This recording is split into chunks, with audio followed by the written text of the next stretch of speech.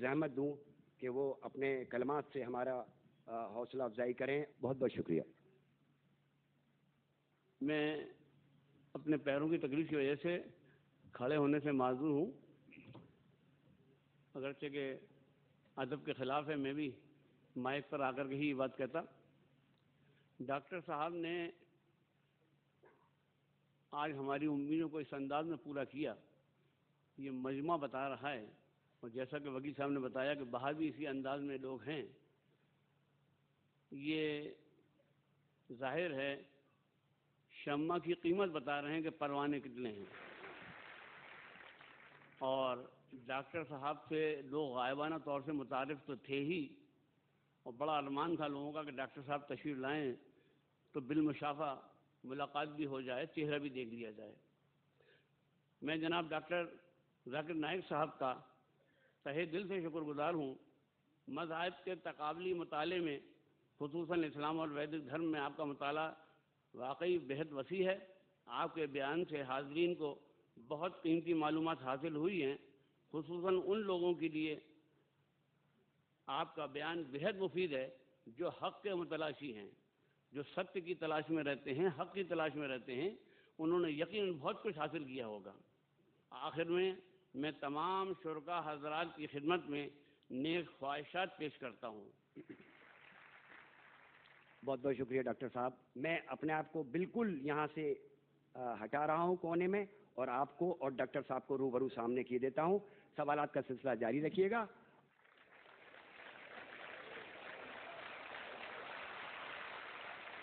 سوال جواب شروع کرنے کے پہلے کچھ رولز اور ریگولیشن میں کہنا چاہتا ہوں.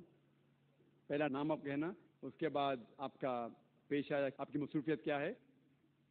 سوال کو مختصر سا رکھیے، ایک سوال کیجیے. اور ایک آخری درخواست کہ ہم ہمارے غیر مسلم دوستوں کو پہلا حق دیں گے پوچھنے کا. جب غیر مسلم دوست اور بھائی ہمارے سوالات ان کے ختم ہوں گے، پھر اگر موقع رہا تو مسلمانوں کو وقت دیا جائے گا. میری درخواست ہے کہ اگر کوئی غیر مسلم ہو بھائی اور بہن، وہ کوئی بھی سوال پوچھ سکتے. مسکنسیپشن اباؤٹ اسلام، اسلام کی غلط فہمیاں یا عالمی بھائی چارے پہ کوئی بھی سوال. اگر آپ کو کچھ اسلام کے بارے میں غلط بھی لگتا ہے تو بنا جھجک آپ پوچھ سکتے ہیں. مجھے کوئی اعتراض نہیں ہوگا. تو کوئی بھی سوال بنا جھجک، بنا کوئی تکلیف کے آپ پوچھ سکتے. میں آپ کو وعدہ دیتا ہوں کہ مجھے ذرا بھی برا نہیں لگے گا، اور میں کوشش کروں گا کہ آپ کے سوال کا جواب دوں. پہلے ہمیشہ خواتین کو وقت دیا جاتا ہے، پہلے خاتون کو دیا جائے گا اور پھر آپ کے پاس آئیں گا انشاءاللہ.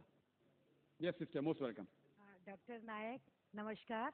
میں سدھا جین پاریوارک نیالے میں پریکٹس کر رہی ہوں. میرا ایک بہت ہی پریکٹیکل سوال ہے.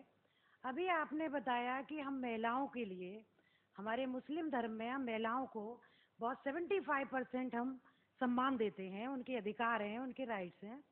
تو میرا ایک سوال یہ ہے جو کہ میں آئے دن دیکھتی ہوں کہ جو آپ کے جو مسلم دھرم کے انوسار جو طلاق کا جو سسٹم ہے، 3 بار طلاق دینے کے بعد اس پر جو عدت پیریڈ کا جو کیبل مینٹیننس ملتا ہے، اس کے بعد ایک ان پڑھ، ایک ایسی مہیلا جو اپنا سورس آف انکم اس کا کچھ بھی نہیں ہے، اس کو کس کے سہارے پر چھوڑ دیا جاتا ہے؟ ہمارا دھرم جو مسلم دھرم ہے اس میں کوئی ایسی ویوستھا کر دی جائے جس سے کہ ایسی مہیلاؤں کو جیون جو آسانی سے کٹ سکے. Thank you. بہن نے ایک بہت اچھا سوال پوچھا. انہوں نے یہ کہا کہ اسلام مذہب میں جب کسی کا طلاق ہوتا ہے تو بہت سے ان پڑھ خواتین جنہیں علم نہیں ہوتا، ان کو جینے کے لیے کچھ پیسہ نہیں ہوتا، تو کچھ ایسا مینٹیننس جس طریقے سے ہونا چاہیے کہ نہیں. جو اس کے مین وجہ ہے جو آج کے معاشرے میں یہ ہو رہا ہے، وہ ہے کہ اسلام کا کم علم ہونے کی وجہ سے یہ چیز ہو رہی ہے. اگر ہر انسان اسلام مذہب کو صحیح طریقے سے سمجھ سکے تو میں یہ کہنا چاہتا ہوں کہ جو حقوق خواتین کے اسلام میں ہیں وہ کوئی بھی مذہب میں نہیں، کوئی بھی سوسائٹی میں نہیں ہے. پہلا چیز یہ کہ ہم دیکھتے ہیں کہ ہمارے ہندوستان کے کلچر میں عام طور پہ کسی کی شادی ہوتی ہے جب، تو اکثر عورت مرد کو دہیج دیتی ہے، اسے کہتے ہیں ڈاوری. डाउरी देती है आम तौर पे, और इस्लाम में उल्टा है। इस्लाम में अल्लाह ताला फरमाते सूरह निसा में सूरह नंबर 4 आयत नंबर 4 में कि जब भी आप शादी करो तो अपनी होने वाले बीवी को एक गिफ्ट दो, तोहफा दो। हम जिसे कहते हैं महर।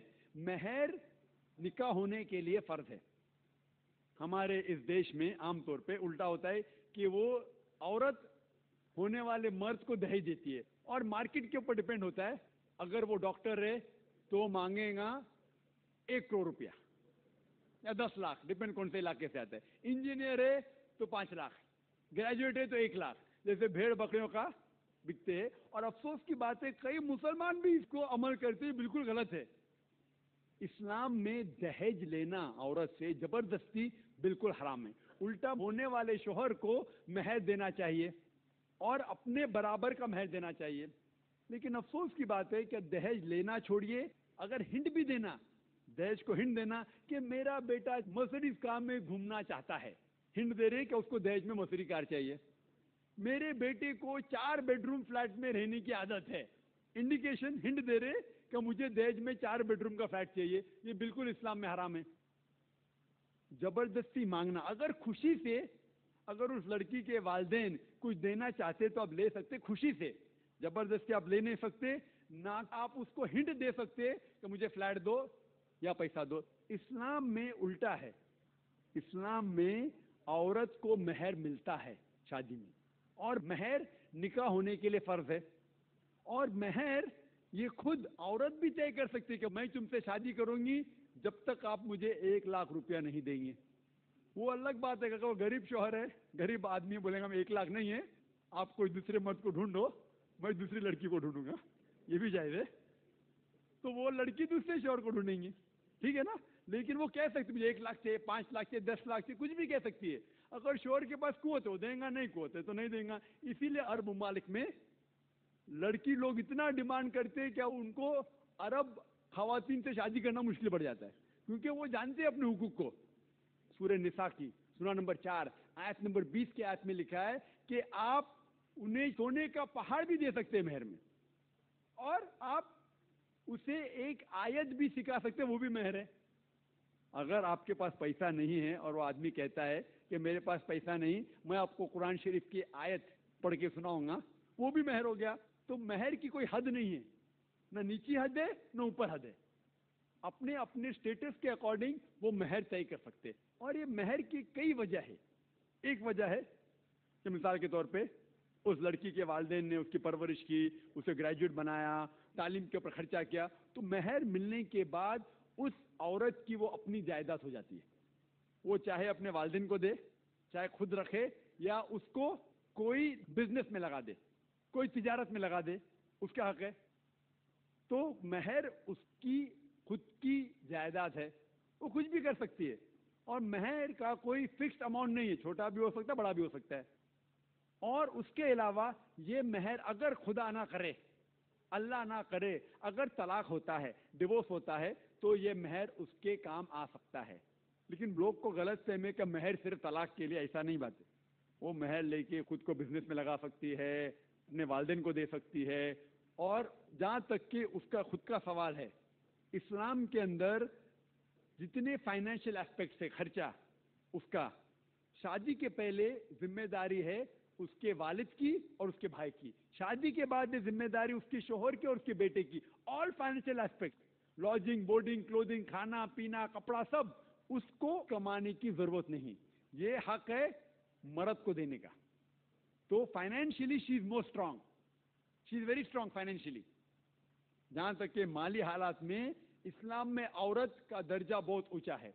जहां तक कि बहन ने सवाल पूछा कि तलाक होने के टाइम पे उसे मेंटेनेंस क्यों नहीं मिलता, बहुत अहम सवाल है। पहले हम ये जान ले कि जब अल्लाह सुब्हाना व तआला खवातीन को इतने हुकूक दिए, हुकूक देने के बावजूद अल्लाह सुब्हाना व तआला अदल करते हैं, जस्ट है। क्योंकि जब भी तलाक होता है, जब भी तलाक होता है, घाटे में जाता है मर्द इस्लाम में ज्यादा। क्योंकि जब तलाक होता है उसे अगर वो महर नहीं दिया होगा, देना फर्ज हो जाता है। भले वो महर 50,000 हो, 1 लाख हो, 5 लाख हो, 10 लाख हो, वो उसे तय करना चाहिए। जब महर देता है तो